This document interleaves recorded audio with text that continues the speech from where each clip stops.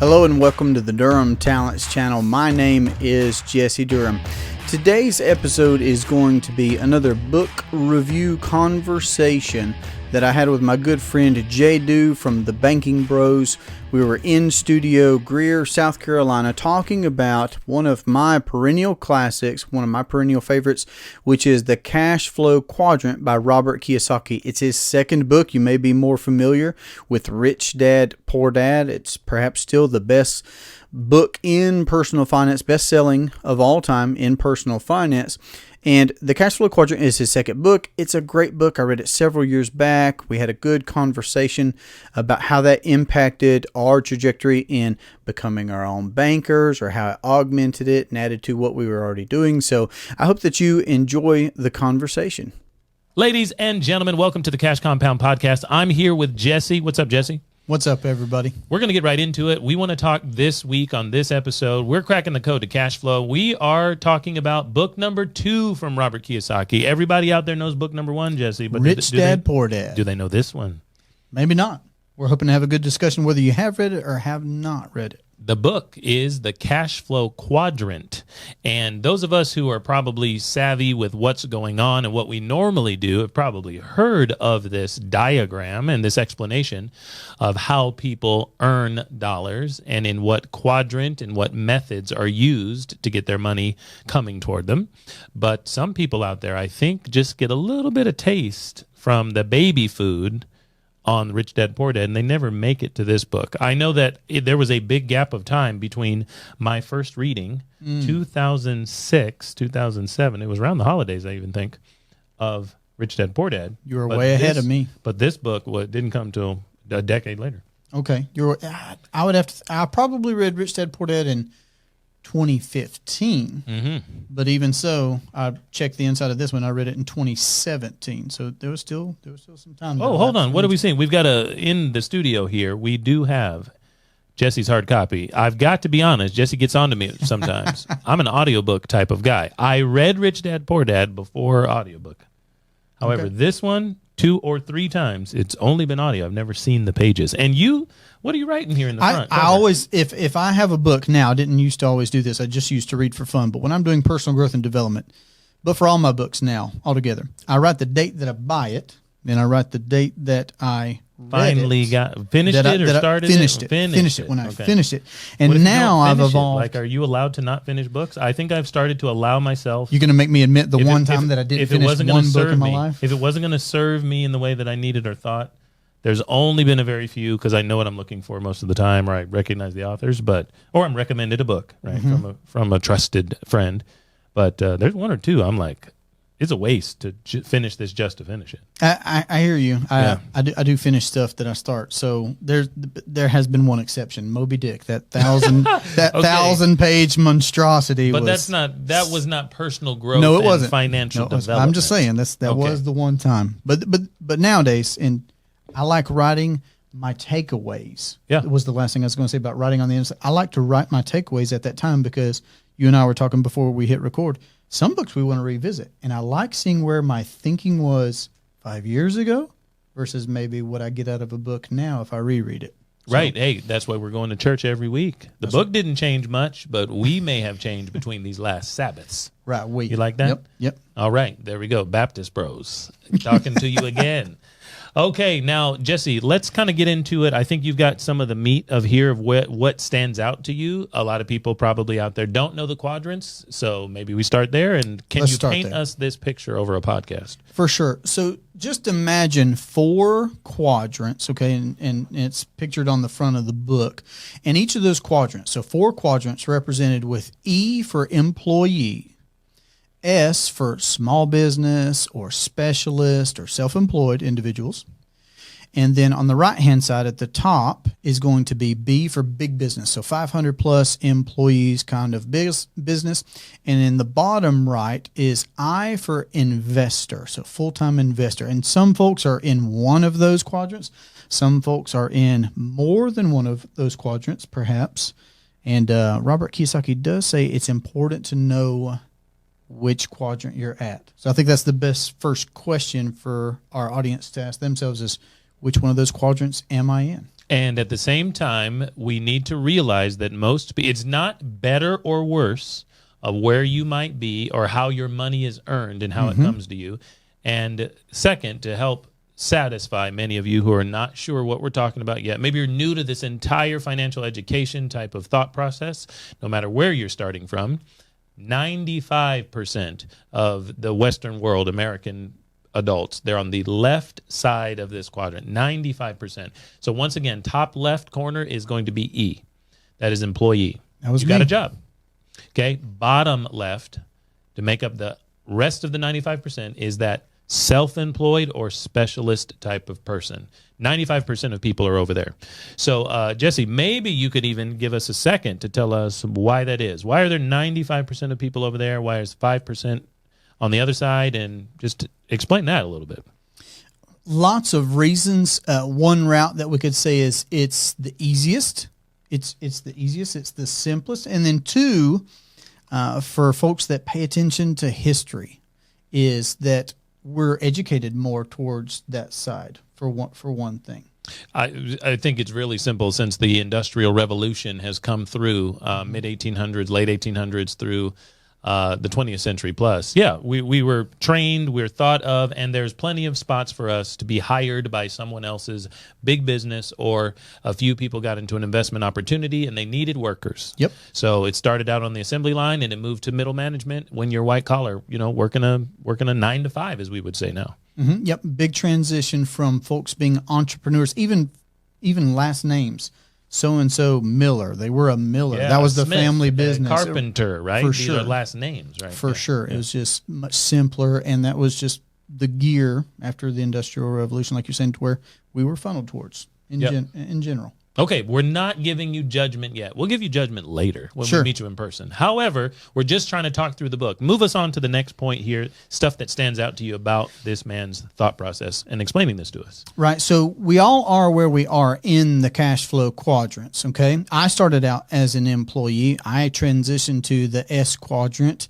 I'm eyeballing the B and the I, at least as far as learning goes, even when I'm over there after being exposed to this book. But here's a big distinction. So if you just go right down the middle, from the top to the bottom in Robert's cash flow quadrants. So on the left-hand side, those employees and self-employed. On the right-hand side, big business and investors.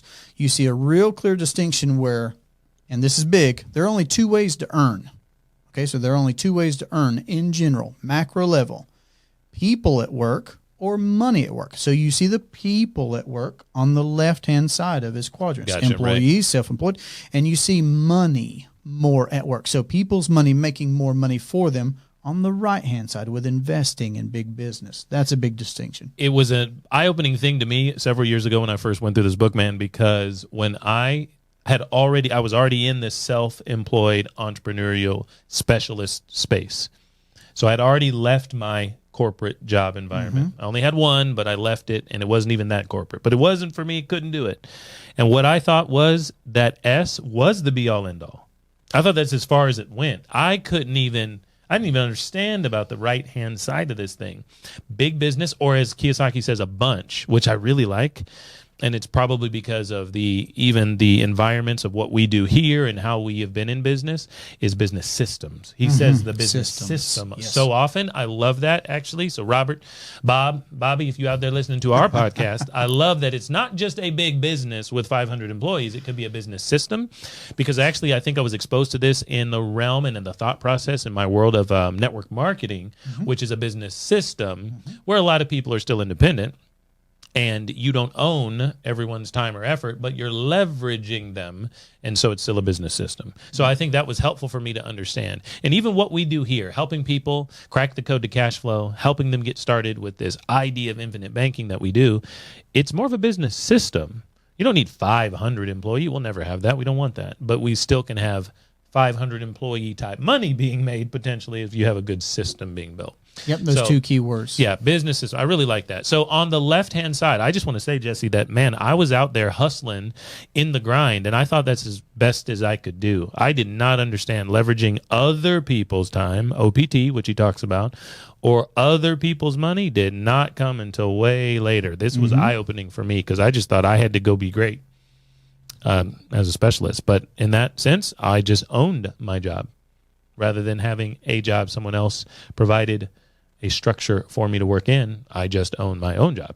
Right. Well, having started from the employee quadrant myself, having been a educator and then having been in law enforcement, I made the step into the S quadrant where you do realize a heightened sense of control, for example. Right? Like you could control your hours, but then again, they are your hours. You still have to be there. Hours. Oh, man. All of a sudden, I wasn't working 9 to 5. I was working 5 to 9, right? Trying to keep it floating. So there's give and take in all these quadrants. Again, that's where we're not passing judgment. We're just describing what that looks like. And we're going to make some beautiful connections here in a second. But the transition could be hinged, I think, greatly on those two words of having systems in place to leveling up wherever you're at. Systems and then leverage. Those are two key words for sure. Love it, man. All right, keep going. What's your next point? So when I was going back through the book from 2017, like I said, to now, I was struck by something that I'd heard now since first having read it, and it was when Robert Kiyosaki asks in his book, which quadrant are you in? I've heard from Jocko Willink's podcast, him ask folks, what's the most important thing to know on a battlefield? Because he talks in the context of combat and history and things like that. The quote from Jocko Willink is that the most important thing to know on the battlefield is where you are. Okay, now the reason that's important is because apparently he asks people this. I know who it is. I follow him on Instagram, but I don't ever listen to the podcast. He asks people what is the most important thing to know, and they consistently get it wrong or they say the wrong thing. Yeah, he says very often that folks will say, well, I need to know where the enemy is because that's the mission, right? Is take care of where whatever my weapons are. But he says that the most important thing to know is where you are. I mean, what if you're across enemy lines and don't know it? I mean, you could just be in a world of hurt by not knowing first and foremost where you are. And with that being, the title of one of these chapters is and it's something that you should spend some time on and realize, okay, is this for me? Is this my spot? And I'm just going to make this the best that it can be, because you could level up in your quadrant.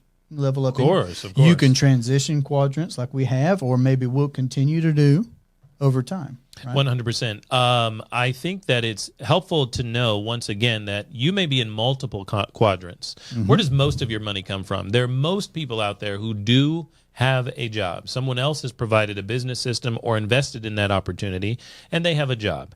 And over there, some of those benefits, of course, are like maybe security, because you don't have to bear the risk of building the system, or you didn't have to spend the time building the system, and you fit in and you can kind of work in a semi-specialist environment in someone else's business system. And so there's a lot of opportunity over there. Obviously, when you have the control, as we move into that S quadrant, now you have more authority over your time. You have more authority over who you might be working with or sitting next to, because it's maybe not a cube farm anymore.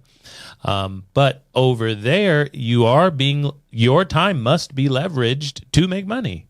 You don't have to work, and you're going to have to hustle. One other thing, Jesse, that I want to comment on, though, is that the taxes are crazy on the left side of the quadrant. Good point. Where 95% of the people are. Speak to that for a second. Well, it's interesting because folks like Robert Kiyosaki can be accosted by so many people in the realm of taxes, and all they will say back, of course, is that, hey, we didn't make the rules, but we are learning the rules, and we're playing by the rules. And we would also encourage people to know where you can find tax advantages. We think we've got a pretty good handle on where you can find a lot of tax advantages by the types of assets. I mean, if I keep going with Robert Kiyosaki's language, the type of appreciating assets that you can own.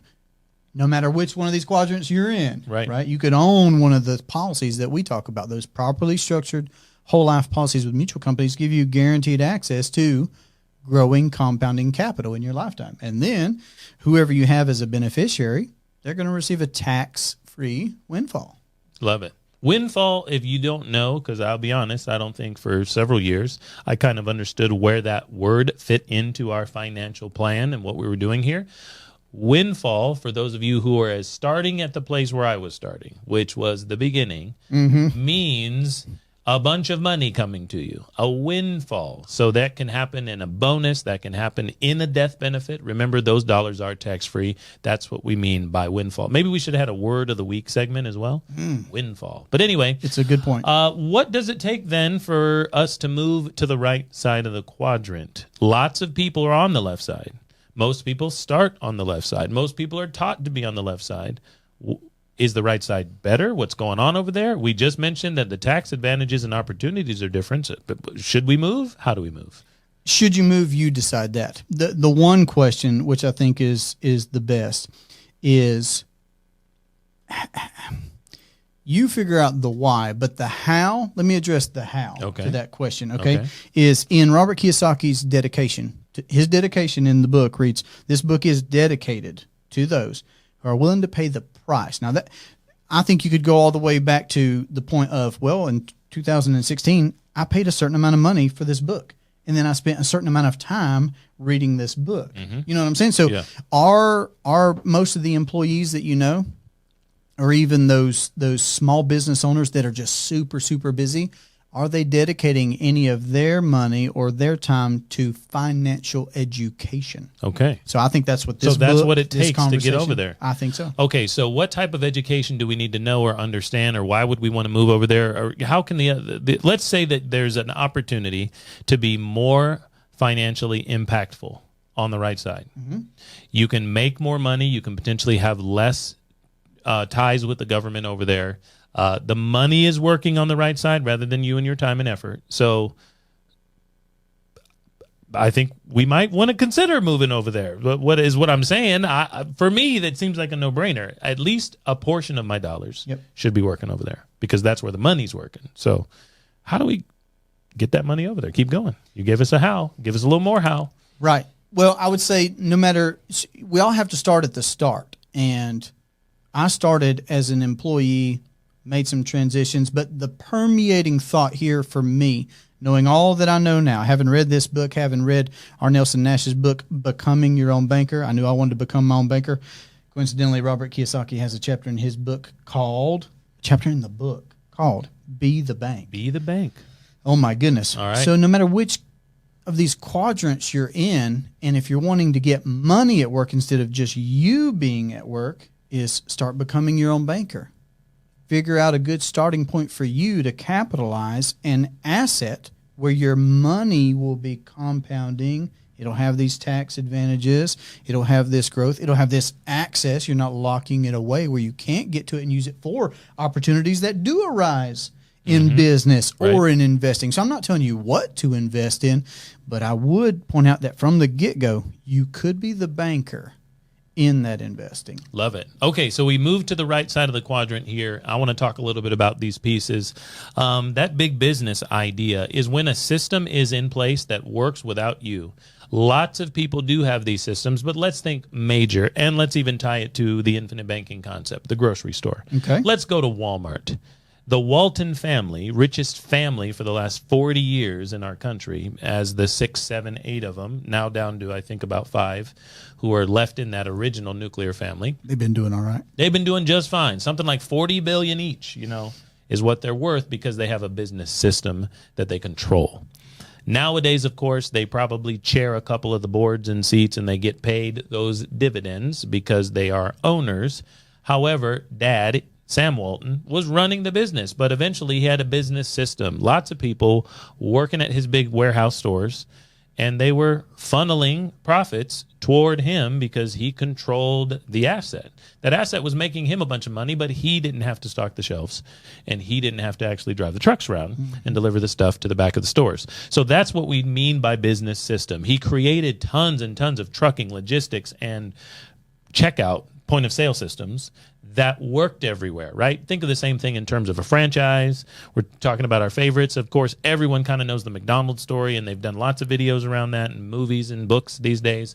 And Chick-fil-A, something that's really thriving in most parts of the country right now. Same thing. It's a business system. It's the same every time. Lord's Chicken? The Lord's Chicken. If it was the Lord's Chicken, it would be available on Sunday, all right? So this is not the Lord's Chicken. This is the other 6 days of the week. All right, but the Cathy family, right? They control, as far as I know, most of that system, and they get the profits because it's a business system. So the entrepreneurial myth, plug for another book, is another way to understand how to build a business system. And that means that other people's time and other people's money can be leveraged in your business system to help you make money without being leveraged yourself. Jesse is taking down something. I mean, you mentioned a book that I've not read before. The E-Myth? What? I'm always adding to my list. E-Myth Revisited, everybody. Go for that second version or whatever it is. All right, Jesse, what do you say to that on the right side of the quadrant and moving forward in the book?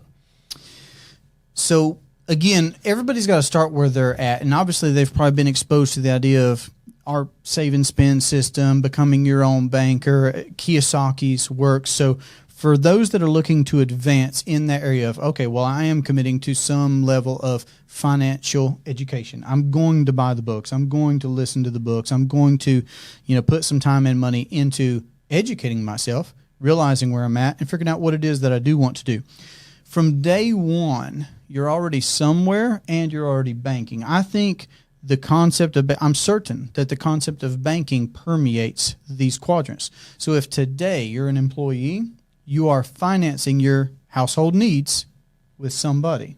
I'm saying you could own that business. And Nelson, in his book, Becoming Your Own Banker, does say that when you open up a policy, you need to look at it as a business. Treat it like a business, okay?